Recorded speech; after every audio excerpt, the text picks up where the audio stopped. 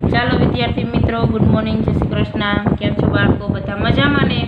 તો હવે આપણે ચિત્રોવાળું આપણે બાકી રાખ્યું તો આગળ જોઈએ કે ચિત્રમાં આપેલા મૂળાક્ષરોમાંથી મ, બ, ક, અ અને છ ને શોધો. તેમાં નીચે દર્શાવ્યા પ્રમાણે રંગ પૂરો. આ મૂળાક્ષરની સંખ્યા ગણી મૂળાક્ષરના નીચેના ખાનામાં લખો. તો તમને અહીંયા મ, ક, બ, અ અને છ આપ્યો છે. એની અંદર તમારે મ ની અંદર બ્લુ, ક ની અંદર લાલ, બ ની અંદર પીળો, અ ની અંદર લીલો અને છ ની અંદર ગુલાબી કલર પૂરવાનો છે.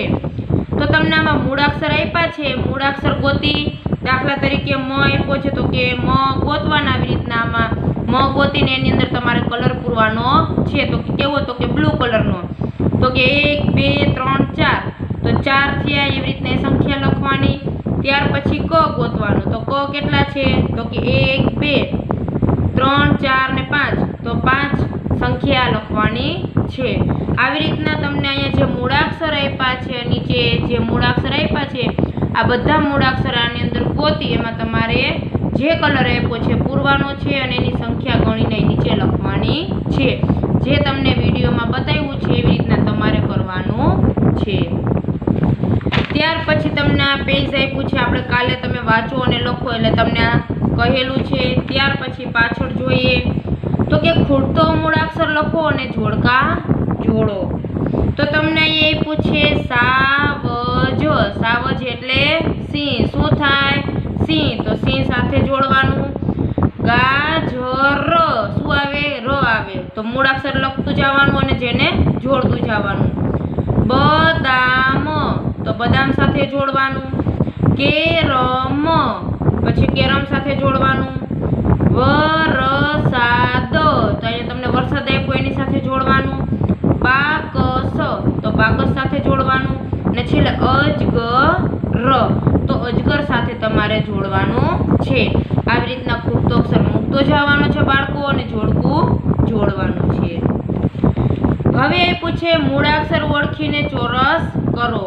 એટલે તમને અહીંયા ક આપ્યો છે તો તમારામાં જે શબ્દ આપ્યો છે એમાં તમારે ક ગોતવાનું અને એને ફરતે શું કરવાનું? ચોરસ. તો તમને અહીંયા પેલું આપ્યું છે કબૂતર, તો ક આપ્યો છે તો એની ફરતે ચોરસ કરવાનું. કાગડો, જો કા આપ્યો છે તો એની ફરતે રાઉન્ડ એટલે કે ચોરસ કરવાનું. વાઘ નથી. બતક, ક આપ્યો તો એની ફરતે ચોરસ કરવાનું. મકાનો, તો ક આવ્યો તો એની ફરતે ચોરસ કરવાનું. એવી જ રીતના બદામ, તો કે બ આવ્યો છે તો કે હા, તો બ ફરતે રાઉન્ડ એટલે કે ચોરસ કરવાનું. બદામ, તો બ આવ્યો. કાબર, બ આવ્યો. બટન, બ આવ્યો. ચકલી નથી એમાં, તો એમાં નહીં કરવાનું. એવી જ રીતના તો કે અખરોટ, અ આવ્યો. આગ આવ્યો. અનાનસ, અ આવ્યો. તારા એમાં નો આવે. અજગર, અ આવ્યો. છત્રી, તો કે છ આપ્યો છે, છત્રીમાં છ આવ્યો. છાપુ, તો છ આવ્યો. છરી એટલે કે ચાકુ, છ આવ્યો. પાનો એમાં નથી. રીછ, તો છ આવ્યો. એવી રીતના ગોતી તમારે અક્ષર આપ્યો છે, ગોતી મૂળાક્ષરને એની ફરતે ચોરસ કરવાનું છે. નીચે આપેલા મૂળાક્ષરથી શરૂ થતા શબ્દો જણાવો. તો ક થી કબૂતર, કાગડો, કમળ અને કાગળ.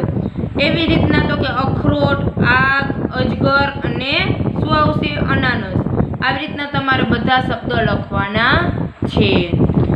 ત્યાર પછી છેલ્લું આપણું સેમેસ્ટરનું છેલ્લું પેજ આપ્યું છે તમને અહીંયા. વાક્યો વાંચો અને લખો. તો તમારે બાળકો ધીમે ધીમે શબ્દો વાંચતા શીખવાનું છે. ભલે વાર લાગે, દિવાળી વેકેશનમાં તમારે સમય બગાડવાનો નથી. ફરવા જવાની છૂટ, રખડવા જવાની છૂટ, પણ ઘરે 1 કલાક તો ફરજિયાત તમારું હોમવર્ક કરવા બેસવું પડે. 1 કલાકનો બેસો તો પણ ચાલે, અડધી કલાક તમારે વાંચવું લખવું પડે, નહીતર પાછું બાષ્પીભવન થઈ જશે. તો તમારે વાંચતું જવાનું. કર, કનક, નમન, કનક, નમ, નમન કર, કનક, નમન કર. આવી રીતના બોલતું જવાનું, વાક્ય વાંચવાના અને સામે લખવાના. જમ, મગન, ગરમ, મગન, જમ, ગરમ, જમ, મગન, ગરમ, જમ. આવી રીતના તમને એક એક શબ્દમાં તમને એની આખું વાક્ય નીચે બનાવી દીધું છે. વાક્યો વાંચો અને લખો, એ પણ તમારે સામે એવી રીતના જ લખવાના છે. વદન રમત રમ, રાજા ગાન ગા, આજે રજા છે, સાવજ આવે છે. આવી રીતના તમારે વાક્ય વાંચતું જવાનું છે અને લખતું જવાનું છે. તો આ હતી આપણી ગુજરાતી.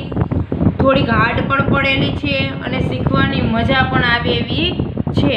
છેલ્લે તમને સરસ મજાનું બધું જે આપણે કેજીનું જ્ઞાન છે એ તમને અહીંયા આપેલું છે. હવે તમને નેક્સ્ટ વિડીયોમાં આપણે જે બાકી છે વિષય એ આપણે પૂર્ણ કરશું.